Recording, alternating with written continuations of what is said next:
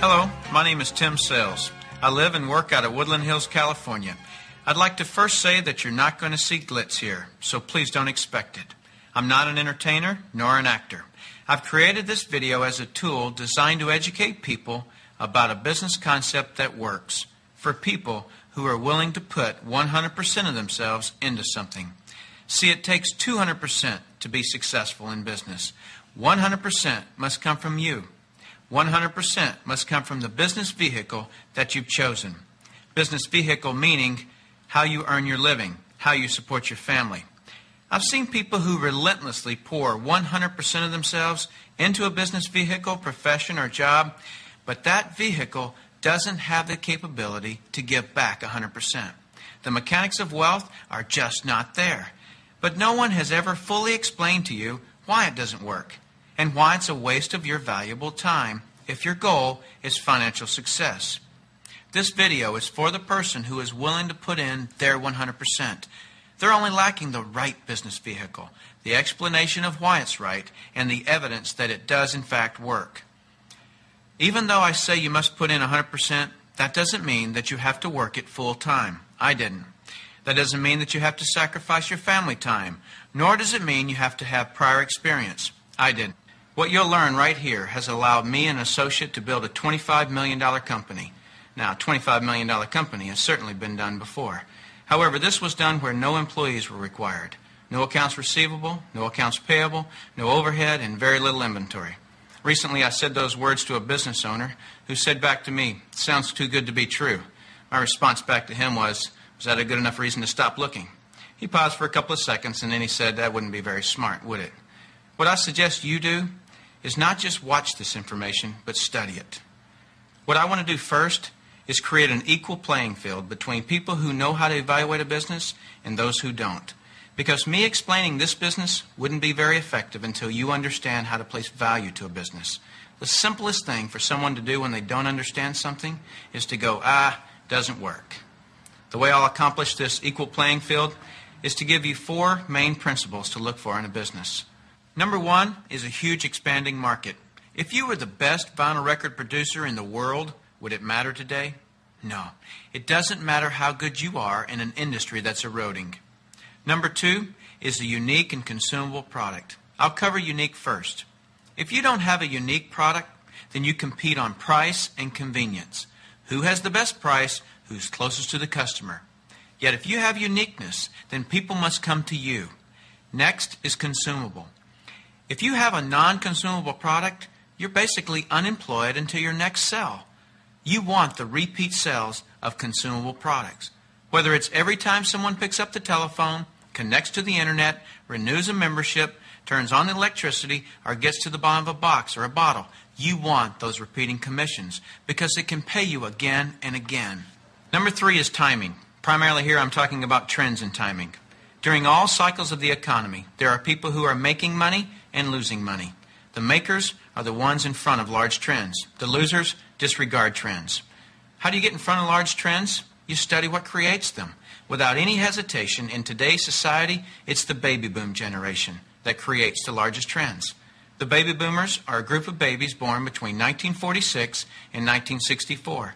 There were 76 million of them born in the United States, 1 billion of them worldwide. Why is this group so talked about? They're 1/3 of the U.S. population and control 65% of all the money. I've likened the magnitude of all those babies to a basketball moving through a garden hose. They reshape every industry they go through. See, if you can predict where this basketball is going down the garden hose, you possess the ability to make fortunes. I want to give you some historical examples of the obvious buying patterns of these boomers. It started with a company called Gerber back in 1940, who were barely known. But by 1955, just 10 years after the boomers were born, they had sold 1.8 billion jars of strained baby food. As the boomers took their first steps, it was Buster Brown and Kenny Shoes. When the boomers went out to play, Mattel and Hasbro got rich providing toys to this young group. In 1957, we built more elementary schools in the U.S. in 1 year just to handle the overflow than we did in any 12-year period before or after. As the boomers went through their teens, Dairy Queen and McDonald's, Kentucky Fried Chicken became billion-dollar companies feeding the boomers. When the boomers moved through their 20s and 30s, which was in the mid-70s, what was the industry to be in? Real estate. Why? Because the boomers had heard from their parents one time too many, as long as you're living under my roof, you'll do as I say. So they wanted their own roof, which created a 15-year real estate boom. And people are still talking today about that great time frame to be in real estate. Then what happened to the real estate market in the late 80s? It began its decline. Why? The basketball had moved through the real estate industry. Another example of this is the U.S. stock market. I heard a stock market analyst speaking on the radio the other day saying that he just couldn't believe that the stock market had had a 15-year rise. Notice the number 15 years keeps coming up. Why? Because the baby boomers were born between 1946 and 1964. And so 18 years separates the front edge from the back edge, a very important number for you. If you look for trends on the front side of the basketball, you get the full 18 years for your products to be popular. That's the reason you study the nose of the basketball. So your business, no matter what your business is to be looking at what industries are expanding or which industries are about to expand. I don't care how long you've been doing something or how long you've been in school to learn something. Are you in front of trends or not? Don't have a loyalty to something just because you've been educated in it. So what are the next trends? Looking at the nose of the basketball right now, it's approaching 53 years old. As a matter of fact, every 8 seconds for the next some 15 years, somebody in this country turns 53. What are their concerns? What are their desires? What are their needs? Health, looking younger, education, retirement, security, and money. Those are some of the big trends. So if you want to be brilliantly compensated, you must focus on industries and companies that have positioned themselves in front of these trends. Number 4 is leverage. I'm going to spend some time on this one. We're not really taught this in our society. We're taught to go get a good education, build a resume, and exchange our expertise for someone's dollars. The problem with that is if we're not exchanging our expertise, we're not making any dollars. So vacation time is costly. A walk around the golf course, costly. Family time, although extremely important, is costly. I'll define the word leverage as an increased means by which to attain something. One form of leverage is investing $5 million and earning 10% interest, which will yield you about $41,000 a month in income. So whether you're enjoying family time or playing golf or vacationing, you're still enjoying $41,000 a month in income. You're leveraging off your money. That's a leverage everyone would love, but very few have it. Let me explain another kind of leverage that's available to everyone, including yourself. Incidentally, if you get nothing out of this videotape than a better understanding of this little simple concept I'm going to explain, you'll have gained something very valuable for viewing it. Imagine, if you will, that you own a company. You employ just one person, me. I work for 8 hours on Monday. You work for the same 8 hours on Monday that I do. Now listen closely. You get paid on 16 hours worth of work because you take a portion of my productivity as income back to yourself. You're leveraging off my efforts because I'm your employee. So theoretically, the more employees you have working for you, the more leverage you have. However, have you ever had employees? If you have, you know that in theory, hiring employees sounds great, but it's very difficult to reach leverage through employees. I've heard it said that if you have one employee, you have one headache. If you have 100 employees, you run an adult daycare center. And the reason being is this: no employee will ever work as hard for your company as you will, because they don't own it. As soon as the boss walks out of the office, it's throw the feet up on the countertop, make long-distance phone calls. When the employee goes to the supply cabinet, they don't grab just one pen. They grab a handful of pens and Post-it notes and paper clips and rubber bands, right? I'm sure you've never done anything like this, but many people do.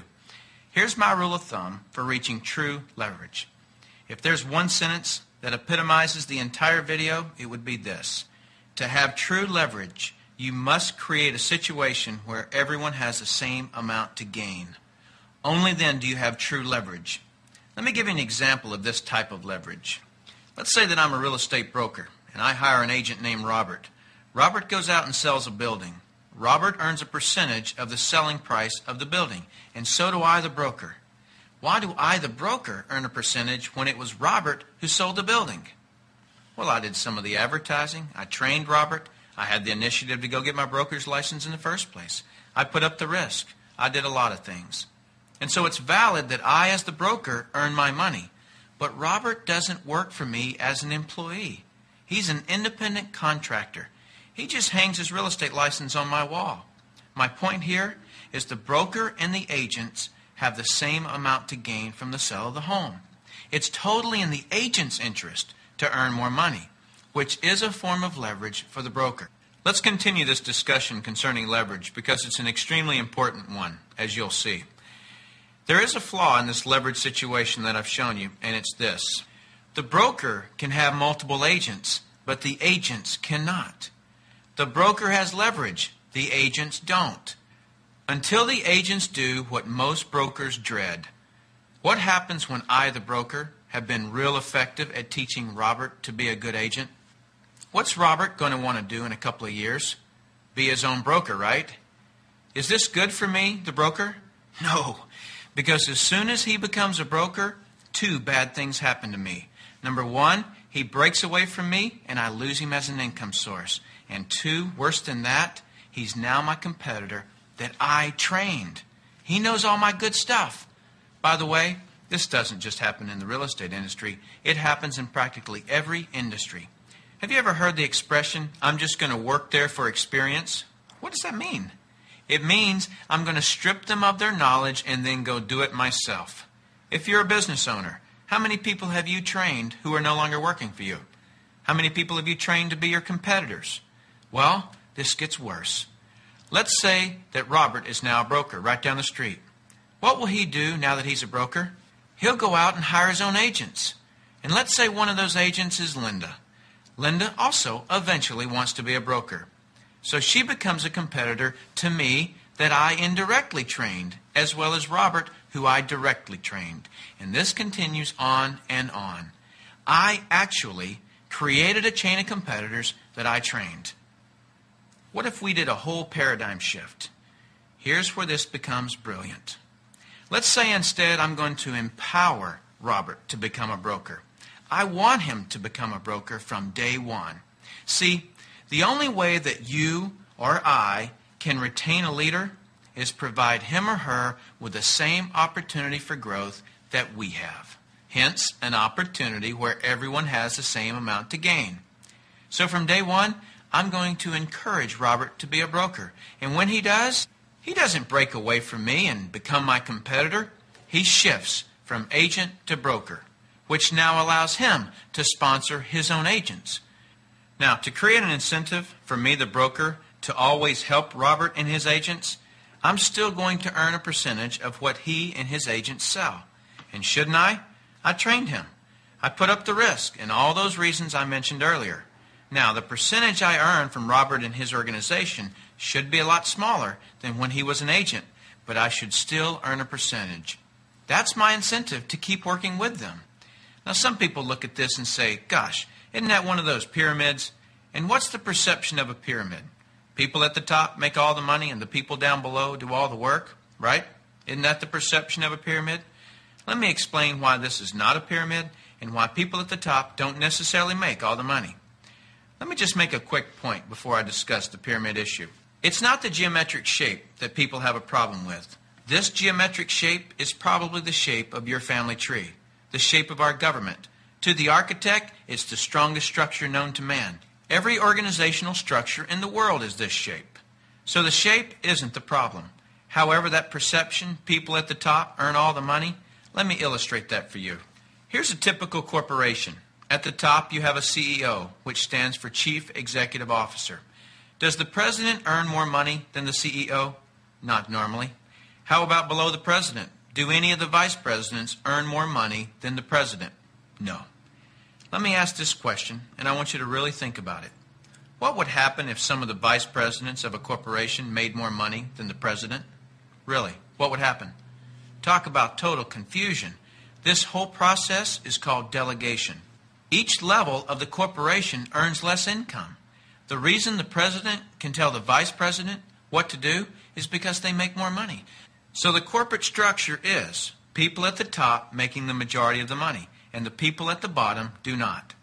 The CEO of any corporation earns off the productivity of or is leveraged off of everyone in his or her corporation, whether that CEO personally hired every employee or someone else in the company hires them.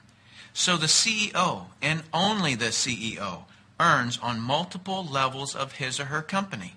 And the model that I'm suggesting as being brilliant is where you, the individual, are given that same opportunity to earn on multiple levels of brokers and agents, just as the CEO of a corporation is.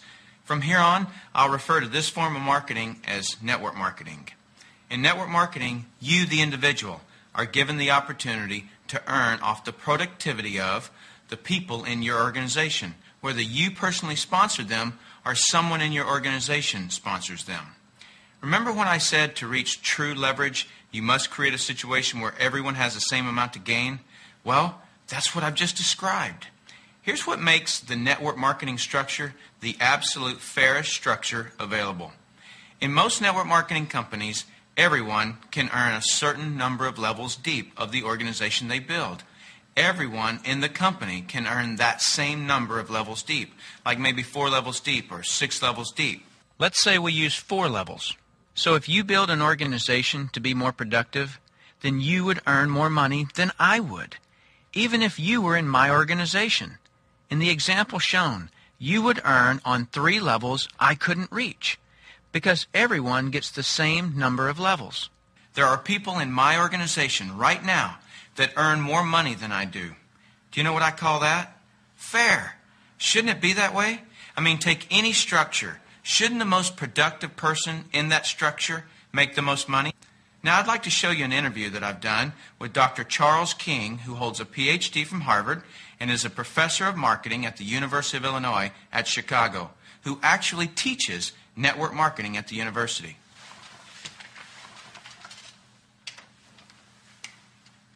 Dr. King, we're delighted to have you here. I'm pleased to be here, Tim. Dr. King, could you tell us a little of your education and your business background? Tim, I'm a professor of marketing at the University of Illinois at Chicago. I got my bachelor's and master's degrees from the University of Texas in Austin, spent a tour of duty with the Exxon Corporation, and then returned to get my doctorate in business administration from Harvard University.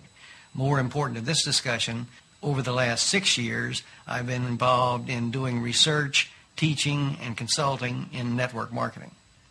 So coming from such a conservative school, and I know you a little bit, and I know you to be very conservative, what caused you to look at network marketing to begin with? In 1990, we had a major economic recession in the United States. The Midwest and Chicago particularly were very badly hit. As a result, the interviewers stopped coming to campus. We were graduating hundreds of students a semester, and they weren't getting jobs. Our alumni were coming back to us, losing their jobs, looking for help, and we had nothing to offer them. Now, I started looking, because of my background in business consulting, at alternative career paths. I went out and I looked at starting your own business, at home-based businesses. I looked at franchising. I looked at direct selling. And in the direct selling arena, I backed into network marketing. Now, I was very cynical, skeptical. Tim, I was negative about network marketing. They don't teach network marketing at the Harvard Business School, and I didn't know much about it. The end result was one of my students who was on the team asked me, "Why are you so negative about network marketing?" I looked at that young man and I said, "Son, I know enough to know I don't want to know any more." That student looked at me and he said, "Professor, if I gave you that answer to that question with no more information than you have, you would give me an F." I turned to him and I said, "Son, you're absolutely right. I have no basis for that conclusion. You just made an A." As a result, we went to the library, we went to meetings, and for the next 6 months, we did due diligence on the network marketing industry. I visited the top companies. I talked to network marketing leaders. I became an evangelist. In 1990-91, we started teaching network marketing in the marketing curriculum at the university. Suppose you run across the super skeptic. What advice do you have for them? Tim, I would recommend they do precisely what I did. I was a super skeptic. I did my due diligence, I investigated the industry, and I drew my own conclusions. I strongly recommend that you do your due diligence and then begin to define precisely what role you want to play in the network marketing industry. Set realistic expectations. If there is a single cause for failure in this industry, it's the get-rich-quick syndrome, thinking that you can come into the industry and make enormous sums of money with no work. I argue, by contrast, that if you set realistic expectations, you develop a plan of action to guide your business development, you can be successful. And that's coming from a Harvard Business School graduate who was a true skeptic. But through due diligence, he learned the truth. The reason so many people are coming into network marketing is because people want control of their life. They want a quality of life, and network marketing offers that. I hear people all the time complaining that they're too busy or don't have enough time. People act as though time owns them instead of them owning time. What do you mean, not enough time? That's the only fair component in the equation of life. See, not everyone starts with the same intellect. Not everyone starts with the same amount of money, but everyone has the same amount of time in a day. Have you ever noticed that there are people who, with 24 hours, earn $10,000 a year? And there are people in the same 24 hours who earn $10 million a year? Let me explain the difference. I've heard people say this phrase: it's easier to just do it myself than try to get other people to do it. Whenever I hear that phrase, I know that person just nailed their feet to the floor. All they can do is expend their time, not invest their time. Here's a secret. Wealth is hidden from those who must do it all themselves. Wealth exposes itself to those patient enough to train others. When you understand the power of educating and empowering others so that you get more done, you're truly on your way to wealth. Now, with that understanding of the importance of training others so you get more done, look at network marketing, and you'll see why I call it brilliant compensation. In network marketing, you're actually making yourself unimportant to the creation of your income. Because in network marketing, what you teach and train others to do is duplicate what you do, which is to find and train others. This is actually multiplying you, because you're teaching them to sponsor and train other people. That's why I say, next to your spiritual growth and your family, there is nothing in the world you can do that will reward you better than investing your time in network marketing. Let me illustrate something to you that is so profound. What's the maximum number of hours you could work in a day? 24 hours, right? So if you didn't sleep all day, you could work 24 straight hours. What if you didn't sleep for a whole year? You could actually work 8,760 hours in 1 year. But that's the maximum number of hours you could work in a year. I have 56,000 people in my organization worldwide. Well, let's suppose that all 56,000 people work just 1 hour out of a year. 56,000 people times 1 hour each equals 56,000 hours of work that I'm being paid on. Well, for most people to earn on 56,000 hours of work, they'd have to work for over 6 years, 24 hours a day without sleep to put in the same amount of hours that I could in 1 hour a year. Let me throw in something really ridiculous. Suppose all my 56,000 people worked 1 8-hour day in a year. 56,000 people times 8 hours is 448,000 hours I'm being paid on. Well, it would take most people working over 51 years, 24 hours a day, to do what I could do in 8 hours a year. 8 hours in 1 year versus 51 years working 24 hours a day? Doesn't seem fair, does it? It's definitely not fair. What's not fair is that you haven't understood this until today, and other people have. But now that you understand it, take responsibility for it. Don't go running and try to create reasons why you can't do this. You can do this. I don't say any of this to impress you. I don't need to impress you. This is an educational-only video. My purpose in creating this tool is to contribute back to that woodpile that so generously gave to me. I say all of this only to impress upon you that the difference between the wealthy and everyone else is leverage. You've got to understand that. And nothing gives you, the individual, leverage in such an ethical way like network marketing can. You want enthusiasm back in your life? I'll tell you how to get it. Send this video out enough times to find 5 motivated people. Teach them how you did that. Then, when they fire their boss, you'll be surrounded by the most enthusiastic people in all the world because you had something to do with them getting their freedom back. Then your life will be sheer ecstasy because real happiness can only come from helping other people do great things. So go get a legal pad of paper, write down what you really want in life, then call the person who gave you this video. Tell them whether you're an A, B, or a C. C is, see you later, no thanks. That's fine with us because your relationship with the person who gave this to you is more important to us than anything. Or you're a B. A B is I may be. I want to first explore the product. If that's you, then do that. Don't procrastinate. The #1 killer of financial success is procrastination. People just putting it off until tomorrow, and they've somehow convinced themselves that they'll actually do it tomorrow. You know what I'm talking about. As soon as I'm done with this project, then I'll have more time. Or as soon as little Jimmy gets back in school, then I can. And they never do. Don't let that be you. Get your product today. Or you're an A. And that means absolutely. No, you don't have all your questions answered, but you see enough to start and begin your training. Very well done to you in your ability to make decisions. If it's late at night and you've just watched this, don't be concerned that the person who gave this to you is sleeping right now. They'll be up. If they're not, wake them up. Tell them, hey, now that I understand this thing, I can't sleep. And if I can't sleep, you're not going to sleep. Believe me, they'll appreciate that call. So call that person and tell them whether you're an A, B, or C. That's it. Join us. You'll be glad you did. Now is the right time, the smart time. Thank you for taking the time to view this video. I hope it's been educational to you. What I really hope is that you'll put this information to good use.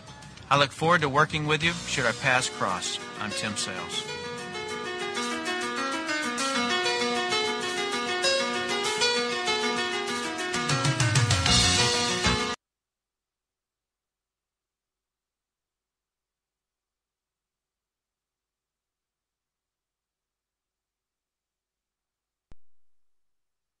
So why is it so attractive to be a distributor for a network marketing company?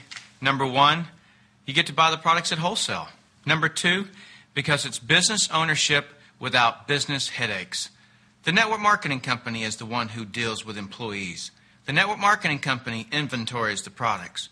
The network marketing company deals with manufacturing, warehousing, pricing, packaging, shipping, research and development, catalogs, brochures, quality control, accounting, government relations, and payroll. We, the distributors, are free to just build. We're free just to be the marketing arm of a company. So why does this work so effectively? I can answer this by asking you a question. Who is the best person to market a product or service? I have found no one in 8 years to disagree with this answer. A satisfied customer is the best person to market a product or service. This is by word-of-mouth advertising. Think about this.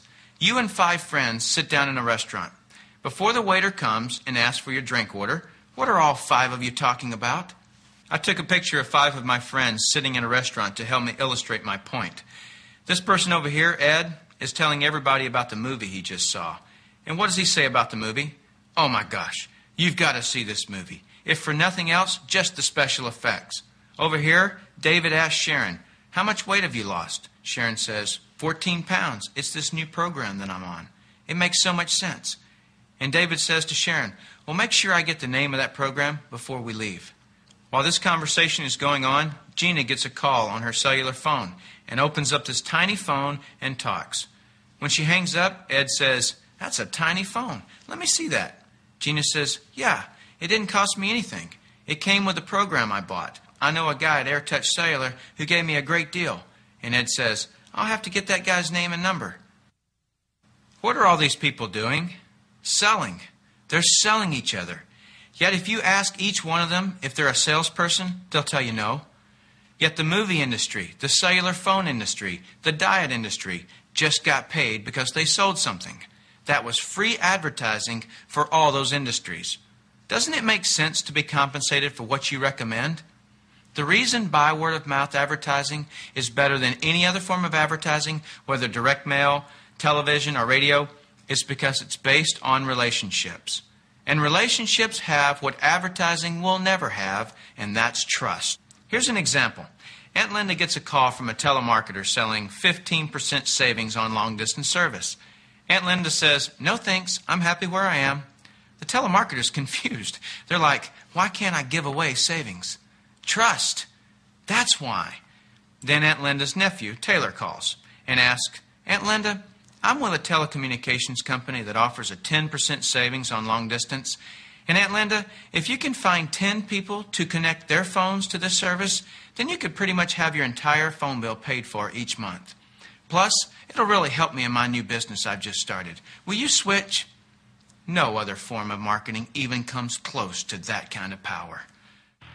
I'm Marjorie Seneschal of Newport Beach, California, and I just turned 50 in July.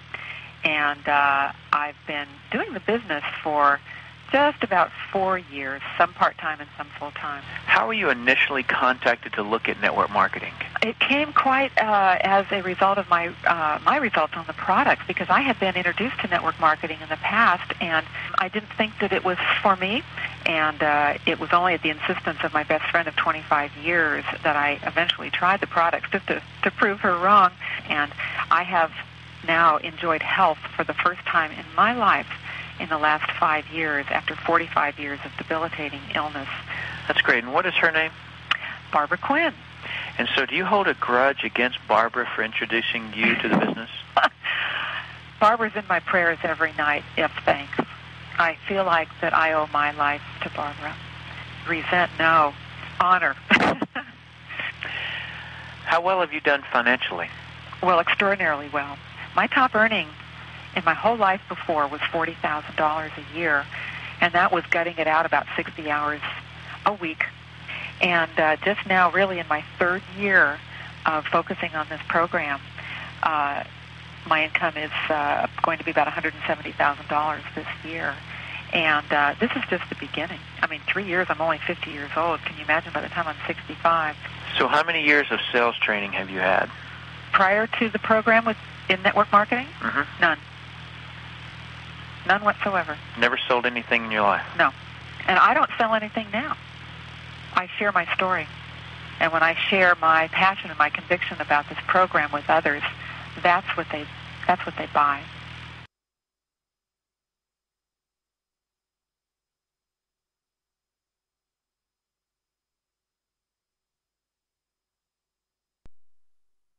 You must be asking the question, how does this little group of products or this service turn into this kind of money?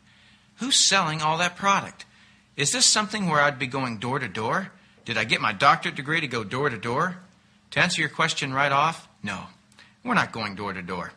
I've seen owners of some of the most successful advertising companies in the world look in amazement at how what appears to them as a onesie-twosie little business can actually be more effective at penetrating the consumer market than one of their $50 million advertising blitzes. I know of 2 network marketing companies that have reached $1 billion in sales inside of 10 years. Incidentally, to my knowledge, there have been less than 10 companies of any kind to ever do that. I can promise you that when I'm done with this discussion on how sales volume moves, even if you're the CEO of a Fortune 500 company, you will become enamored with how efficiently and effectively products and services move in this industry. And it'll probably explain for you why an estimated 30% of AT&T's long-distance service has been taken because of network marketing activity. In 1996, it's estimated that almost $20 billion worth of goods and services moved to this industry in the United States alone. I've also read that companies like Gillette, Colgate, Citibank, MCI, IBM, Toyota, Xerox, Texas Instrument, General Motors, General Electric, and Coca-Cola have distributed some of their products and services through network marketing. Obviously, they've figured out how powerful this distribution is. The way I'm going to explain who's selling the product is in the form of gears that drive sales volume. There are 3 of them.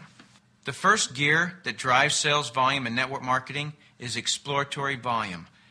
Let's suppose that you like what you've seen so far and it makes sense to you. Your next obvious step is to buy some products or use the service. You couldn't promote a business if you didn't understand the products and believe in them, which is the movement of some sales volume. As soon as you purchase some products, that's some volume that just got sold. Let me give you an example of how this volume can add up. A while back, my partner and I had our company's computer generate a list of new people for that month. We had over 2,400 new people come into our business worldwide in that one particular month. Now, if just a few of those new people that came into our business came in trying products, that's a lot of sales volume moving of just people exploring the business. Just a side note, in every business, you have the compensation side and the product side. This video has been exclusively about the compensation side. Without a great product, there can be no compensation. And my intentions with this video is to fully explain the compensation so you really understand it. You should get your product information from the person who gave you the video. Okay, that first gear of volume was people exploring the business. And that gear drives the second gear, which is wholesale consumption. When people try products or services and they like them, they want to continue using them. Look at the way wholesale buying clubs work, like Sam's and Costco's. There you pay $40, $50, $60, and you get their products at wholesale. Now think about what kind of volume wholesale consumption is. That's loyal consumer volume. That's people loving products or people loving the price of products. That kind of volume is solid as sales volume can get. There are about 56,000 people in my organization worldwide. Just for illustration purposes only, let's say they average maybe $5 a month or $20 a month each. 56,000 people times any number is a lot of consumption volume. The third gear that drives sales volume is retail, which most people understand because it's how most everyone does business. Buy low, sell high. Wholesale to retail markup. Well, network marketing has that also. However, that's only one of the 3 kinds of volume. The way we market products is conversationally market them, just like I explained earlier with the 5 friends in the restaurant. Also, another way that I retail products, I show someone the business and the products. And that person may say to me, I'm not interested in the business right now, but I am interested in your products. And so they become a retail customer for me. Now, take a step back and look at what I just showed you. You're not just earning on one kind of volume, like retail markup. You can be earning on all 3 volumes with everyone in your organization. Now that I understand this, I could never go back to any other form of distribution. It's all so inefficient compared to this. Okay, my name is Kerry Daigle. I'm 45 years of age. I'm from Opelousas, Louisiana. My former profession has been promotions. I promoted professional boxing in major concerts across the globe. We were very successful in what we were doing before. We did a lot of shows on national TV, NBC, CBS, ABC, ESPN, USA Network. I've been in network marketing going into my 9th year along with my beautiful wife, Mickey. How were you initially contacted to look at network marketing? I was contacted by an entrepreneur, a friend of mine, who was a multi-millionaire from another industry. I sent him over to my wife, Mickey, so that she could take a look at what he was doing. Mickey and I had been married 1 month. Mickey had a great job, making about $50,000 a year. So my wife of 1 month took a look at what he had to offer, and she quits a job in 2 days. Well, it frightened the heck out of me. I ran over to my attorney to get more information on the industry. And you have to understand that my attorney was one of the leading, and is still one of the leading creditor and debtor attorneys in the nation, listed in Who's Who in American law and creditor and debtor litigation and bankruptcy law. And he knows how to dissect companies. He knows how to dissect industries. And by the time he finished dissecting this industry and gave me the information, it shocked me because he told me, he says, Kerry, your wife's on to something good. You need to pay attention.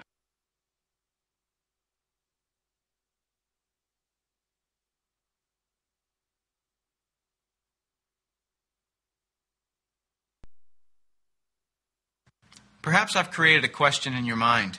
If a network marketing company pays commissions to all these people, 4 levels deep, 6 levels deep, then doesn't that just drive up the cost of the products? Well, of course it does. But does that mean the products that go to the consumer are more expensive? No. Oftentimes they're actually less expensive than traditional products. Because although the network marketing company adds cost over here to pay those multiple levels of people, they're taking cost from over here by cutting out some of the traditional distribution costs. I'll explain that in just a second. Not that you should always desire a less expensive product. Sometimes you get a lot better value with a more expensive product. Anytime someone looks at the price of a product before they look at the value of a product, they're looking in the wrong order. Also, I've seen times that products appear more expensive, but it's because there's no fair comparisons in the marketplace. Now let me explain how the distribution of network marketing actually works. Let me show this to you on the chalkboard. Here's an example of the traditional method of distribution. Sodas are a good example to use. How much do you think a soda costs? The raw materials at the manufacturer cost about 6 cents for the soda and the can. And then the manufacturer needs to mark the product up, right? And then it goes to the national distributor. They mark it up. The regional distributor marks it up. Local wholesaler marks it up.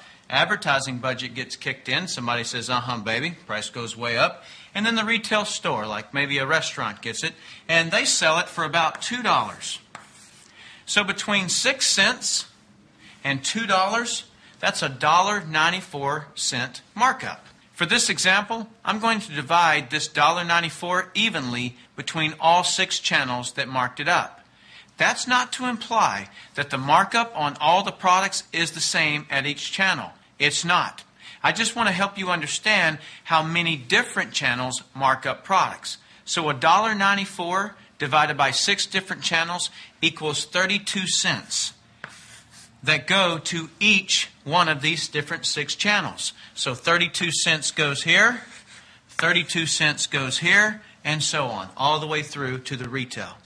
As you can see, in traditional marketing, approximately 85% of the cost of the product is the distribution cost. In other words, getting it to the consumer. And 15% is the cost to manufacture the product or make the product. Up until now, everyone's been cutting on the manufacturing cost, which obviously can reduce the quality of a product. What network marketing does is it cuts the distribution cost. Okay? Now, let's take a look at network marketing. Products start out at the same cost, 6 cents. They need a markup just like they did up here, and so this 32 cents also goes down here. So we'll have 32 cents here.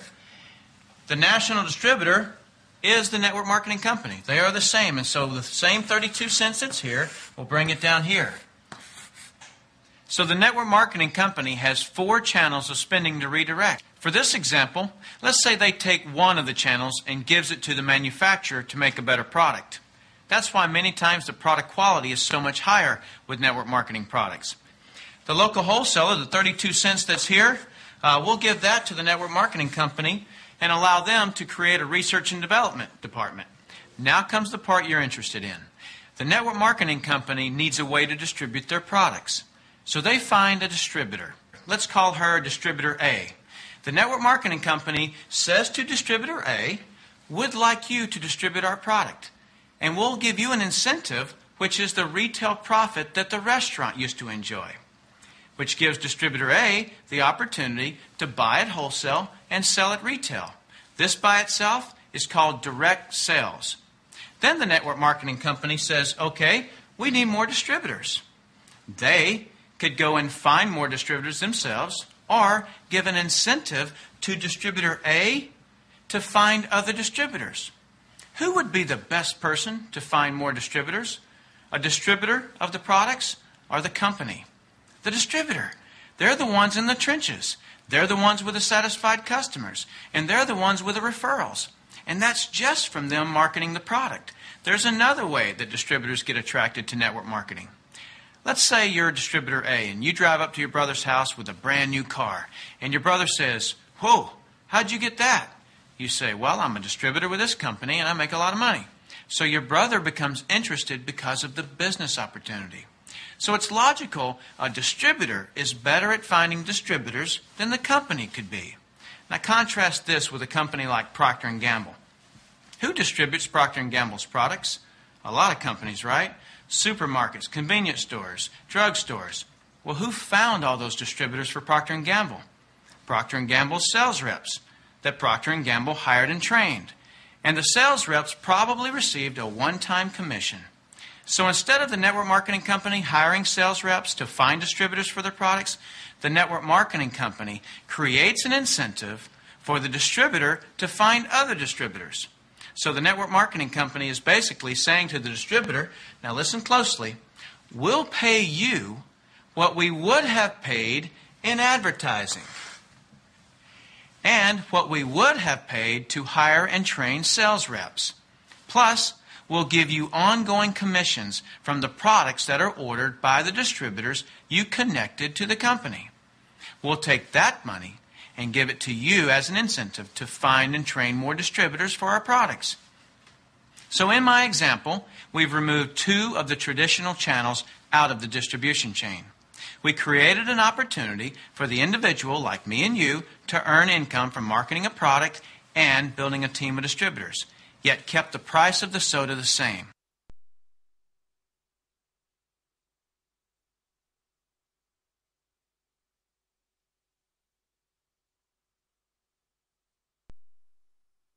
Someone once said to me, I feel uncomfortable making money off my friends or family. If you have that concern, who do you feel comfortable making money off of?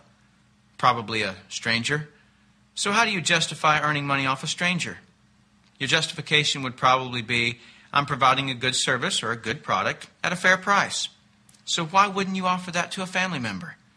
Put yourself in your family member's spot. Do you think that your friends or family would rather compensate a stranger for the same product or service that you offer? Wouldn't you rather compensate your family member than a stranger? My sister is in the printing business. I say to her, Cindy, if you can match quality and price, I'd rather give you the business than anyone else. That only makes sense. This is Dr. Ronald L. Schuler. I'm age 61 years old, and I live in Sedalia, Missouri. And I've been in the dental profession for over 28 years and have currently become board certified in clinical nutrition. I've been involved in network marketing since March the 15th, 1991, and it gave me the opportunity to sell my practice and to do the things I want to do, and that's research and nutrition. The thing that I enjoy about being involved in network marketing, it's given me the time freedom and the financial freedom to do what I want to do. How were you initially contacted to look at network marketing? By a fellow classmate. How did you feel about your friend contacting you about a business? I felt very good about it because I knew that it had to be a legitimate concept. Having known and gone through school with him, that I believed that he would not come to me with something unless it was legitimate. Normally, my experience has been doctors don't feel good about recommending products or talking to people about business. How have you overcome that yourself, Dr. Schuler? Well, the first thing that I had to realize is that this was not only an excellent way and vehicle to get products to the inline consumer, but they had to be quality products. And so, therefore, I felt very comfortable in recommending this concept to my patients. So it was actually after you do the research yourself on the products, then you felt comfortable at recommending them to patients. That is correct, because I think it's the product that is the movement for the force behind this concept. So you didn't have a sales background. What would you say to people who were concerned about not having a sales background going into network marketing? Well, not having a sales background, everybody must realize that, essentially everyone is a salesman, a professional. When, for example, if a patient needed a surgical procedure, I had to show them why and the reasons for it, and I really had to sell them on the concept of having this surgical procedure. So the same thing applies to good products. I'm not perceived, therefore, as a salesman, but as an educator.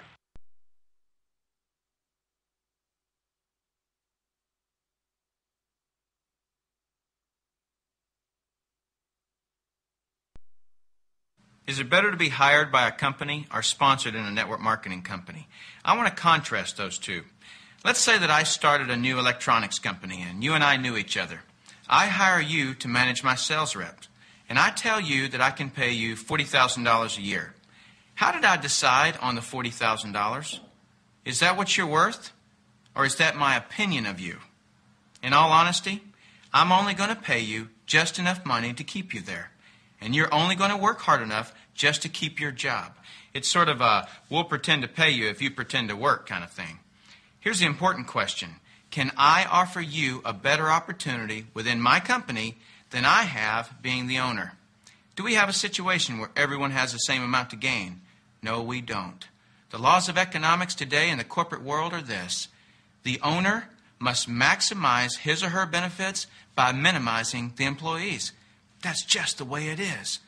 However, in network marketing, I can offer you a better opportunity than I have. How?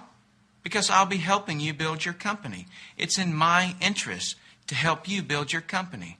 Network marketing is the most ethical business I've ever seen in my life. And the reason I say that is because my success and your success is forever intertwined if I sponsored you. I can't change that. I can't fire you, nor would I want to. So it's far better to be sponsored into a network marketing company than hired by a corporation.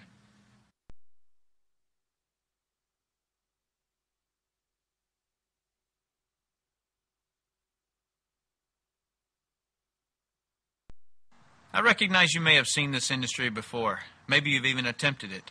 Or you know people who have tried it and succeeded or didn't succeed. I remember a guy when I first came into the business saying to me, I know someone who tried one of those and didn't succeed. He acted as though that should sway me. Of course people fail. People fail at everything. People failed at my high school. The absolute worst thing you could do in your life is compare yourself to people who fail. Because you don't know how they approach the business. Did they come in and do it as a profession? Or did they come in and do it as a hobby? My point is, you cannot objectively look at someone's success or lack of success as a determining factor of what you'll achieve. This business is just like everything in life. It is what you make of it. However, it does have something extremely unique about it. I was speaking with a gentleman just the other day and he said to me, but Tim, the average person can't do what you've done. I asked him, yeah, but could the average person have sponsored me? Visualize this. Let's say there's a very average person named Barry Average, who himself doesn't believe he can build a $25 million company. However, because of his tenacity, he sends this video and some product information to someone who is a business builder named Tom Producer. And Tom Producer builds a $10 million organization within Barry Average's organization. See, you only have to be good enough to sponsor a Tom Producer. Barry Average then learns that if he's tenacious and if he just does that enough times, he'll find another Tom Producer. Then one day, Mr. Average, he's not Barry anymore, he's Mr. Average, wakes up and realizes something. He's a Tom Producer, and he always was. That's why this is the greatest business in the world, because it allows the Barry Averages of the world to realize they are the Tom Producers of the world if they just have tenacity. Hands down, the personal growth rewards exceed the financial rewards by a long shot.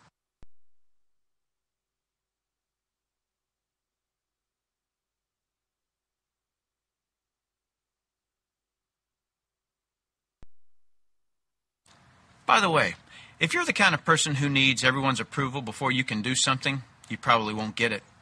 How many truly wealthy people do you think got wealthy with everyone cheering them on? Better yet, anyone cheering them on? Probably none. In Napoleon Hill's classic book, Think and Grow Rich, his research revealed that fear of what others would think was one of the top reasons people didn't achieve financial success. In my own research, I've found that if you actually make a list of the people's opinions you're worried about, it's normally less than 5 people. Could you really allow 5 people to stop you from having what you want for the rest of your life?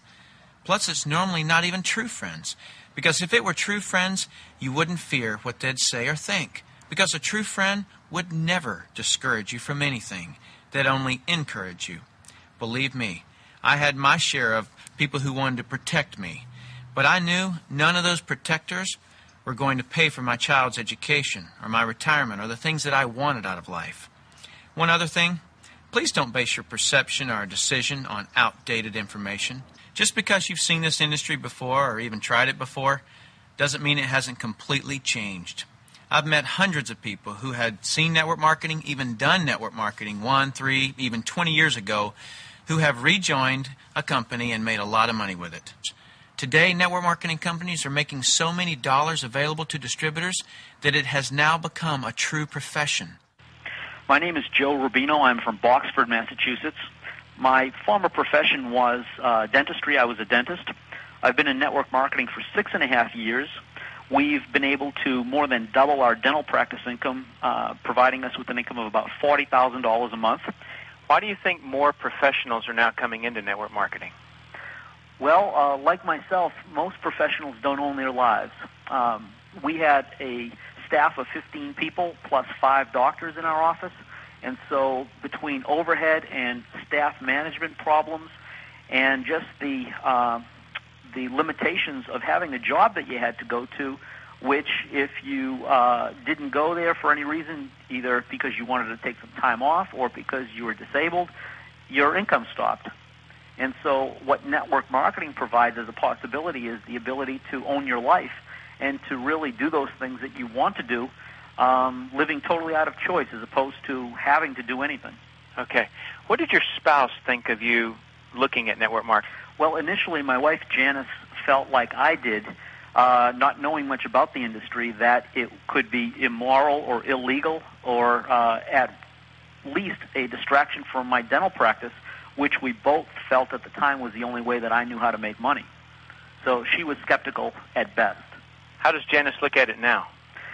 Janice now, like myself, thinks that it's the greatest thing in the world. It's given us both our lives. We travel around the world. We have thousands of friends in just about every city in the U.S. and Canada, and we've traveled around the world just having a good time, doing things that are in line with our life purpose, which is to inspire people to their greatness. And it's just the most empowering, fun-filled industry that I can think of.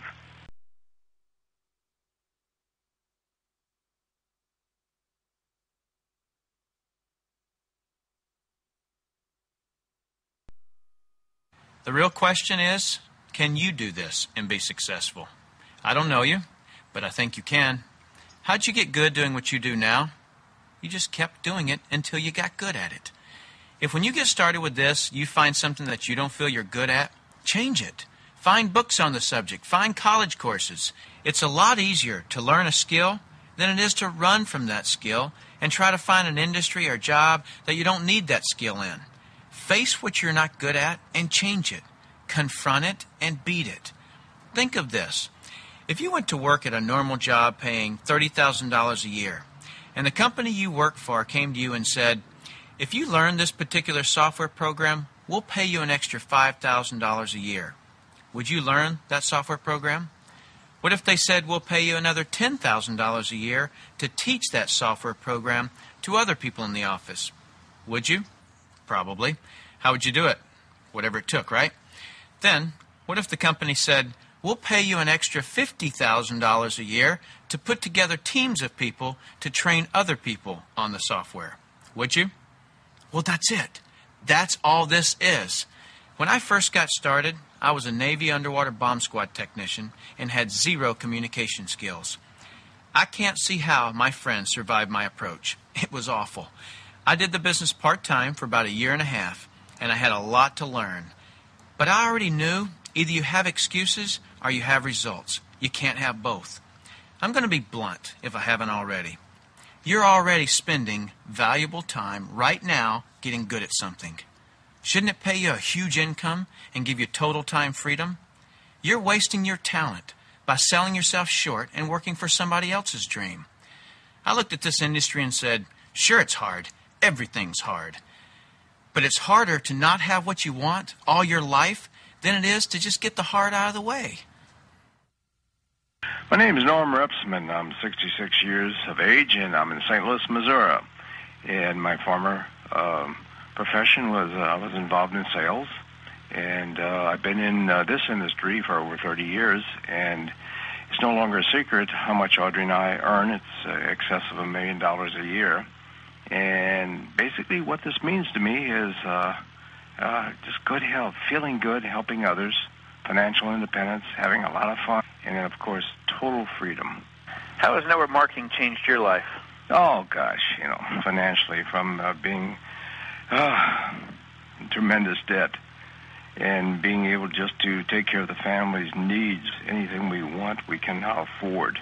This whole thing can be passed on to our children. In fact, we've just completed various arrangements with a lawyer that sets the company into my grandson. And after I pass on, this will continue, and the company will continually earn the same amount of money we're doing because they're involved in this, and on to another generation. And really in contrast, if I would have stayed with the corporation, if something would have happened to me, I'm sure they probably took care of my wife as far as 2 weeks' salary and maybe sent me some flower arrangements on the top of my casket. And that would have been it. But it's a wonderful feeling to go to bed at night when you've provided your family with this ongoing security.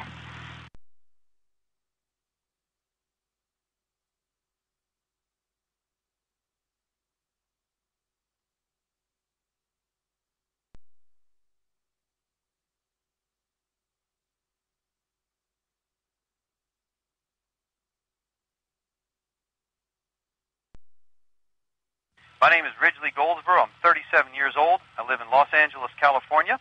I was educated as an attorney and then moved on to being a corporate CEO for a number of large companies that I started myself.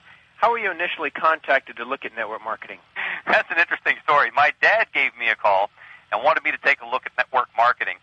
And I said to him, Dad, come on, you got to be kidding me. He said, no, this really makes a lot of sense. I said, okay, fine, I'll take a look at it. And I have to tell you that my whole intention behind looking at these documents was to protect my dad from doing something very foolish, which is exactly what I thought network marketing was all about. So after going through a detailed analysis of the business paperwork that I was initially sent, after that I said, you know what, I think I can do this. This makes a lot more sense than what I'm doing, and I just jumped right in. And so what was your perception of the industry then, and how does it compare with how you feel now? Well, my initial perception of the industry was I thought it didn't work. After spending some time in the industry and realizing that basically this is an environment where it is no more than a distribution operation, it simply happens to be more efficient than any other distribution operation.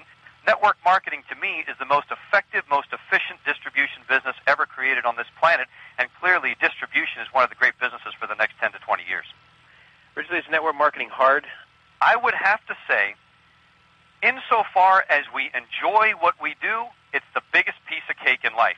Insofar as that it requires work, dedication, and perseverance, you bet it's hard. And you know what? You don't get nothing out there for free or without investing something yourself. The difference is here, when you invest the time and the effort into network marketing, you get paid for years and years and years. Is network marketing fun? It's the most fun I've ever had in business. I've never been happier in my life, and there's not a chance in the universe that I'm ever going back.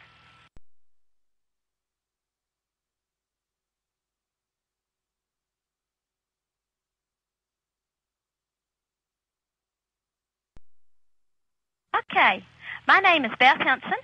I am a great-looking 45-year-old single mother.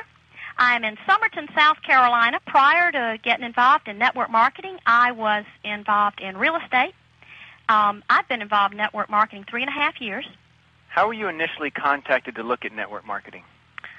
My 18-year-old son had heard about this opportunity through a doctor in the church. And he came and actually he harassed me for about 3 months and insisted that I go look at a presentation. And I resisted it. I told him I was too busy. I was busy this, I was busy that. He said, "You're busy being broke." When he said that, I knew it. I knew then. Something, that woman's intuition told me, okay, girl, you go look. And it changed my life from then on. I've never been the same. And I'm just disappointed somebody didn't share the network marketing opportunity with me 20 years ago. So how have you done financially? The first couple of months I struggled, and then I sponsored actually some professionals who, one in particular, closed a stock brokerage firm. I mean, he absolutely turned on the jets, and within a couple of months of him getting involved, my income went what I consider, out of sight. So my first year, $300,000. You made $300,000 with your company. The first 12 months. That is incredible. What has it allowed you to have or do that you couldn't or didn't before? Wow. My mom was riding around in a brand new automobile, and she'd never had one before. I've refurbished a gorgeous old plantation home. I am in a position now to make gifts and to do different things for my community, for my church, for the Humane Society, just some charities and some things that I wanted to see come about, and it takes money. You know, you can tithe more if you have more. And Reverend Ike said, the best thing you can do for the poor is not be one of them.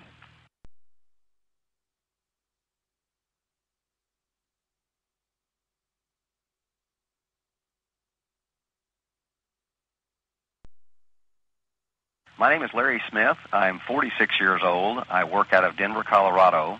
I was a former corporate president earning $102,000 a year. What was your perception of the industry then, and how does it compare with how you feel now? I basically saw it as a pyramid program because I'd heard a lot about pyramids. I didn't know what they were, but I heard a lot about them. Today, I think it's the only way to make a true difference and a fortune is to add leverage to your income. Would you have classified yourself as being busy when you first looked at network marketing? I was very busy when I first looked at network marketing, and that was also part of the reason it did intrigue me, was because I was tired of being so busy that I was worn out all the time.